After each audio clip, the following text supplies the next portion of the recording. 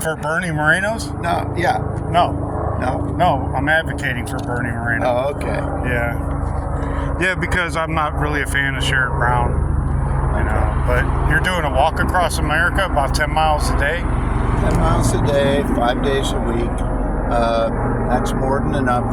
The math is figured 50 miles a week times the number of weeks to go from outside LA at the Rose Bowl to begin to our capital in DC by the second week of January. Oh, wow. Which will be a week or so after the new Congress, whoever we elect, is elected and come in, and a week before whoever we're electing as president is sworn in.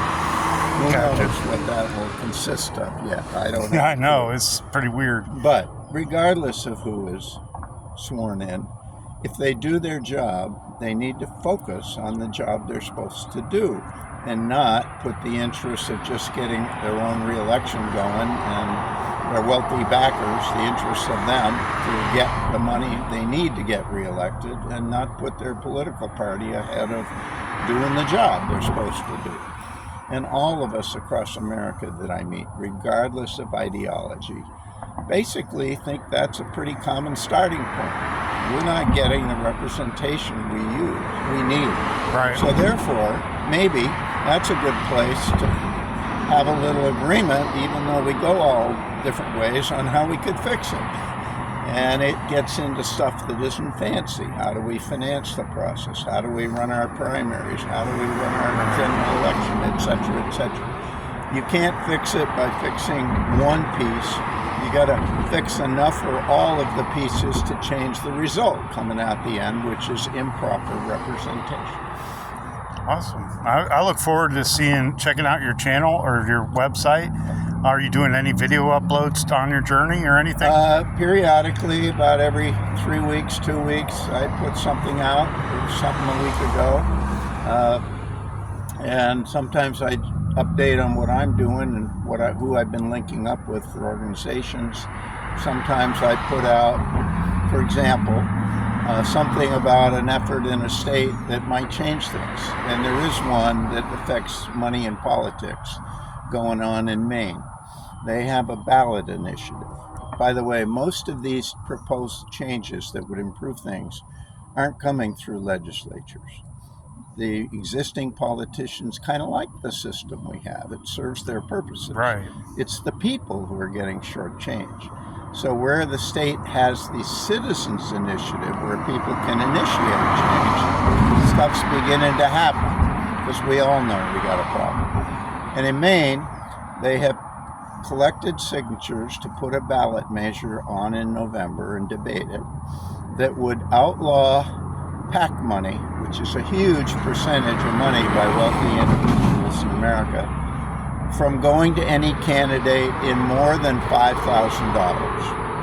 Now, that will be immediately, because it's such a huge change, challenged legally. Right.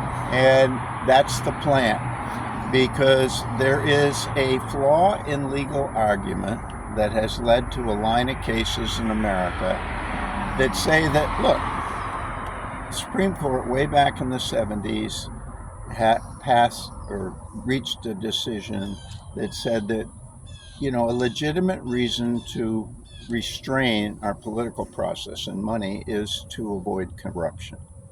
But they have said, if a person who wants to give money to a politician doesn't directly give that money to the politician, how can that be corruption? There's no quid pro quo. Right. However, there's an end around to that, and the Menendez trial for Senator de Menendez, the Democrat in New Jersey, illustrates it.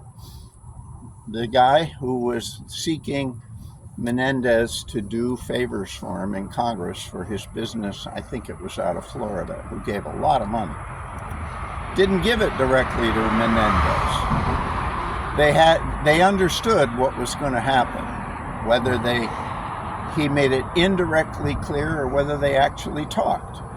But he didn't give the money directly to Menendez. He just gave it to a super PAC, which gave it to Menendez.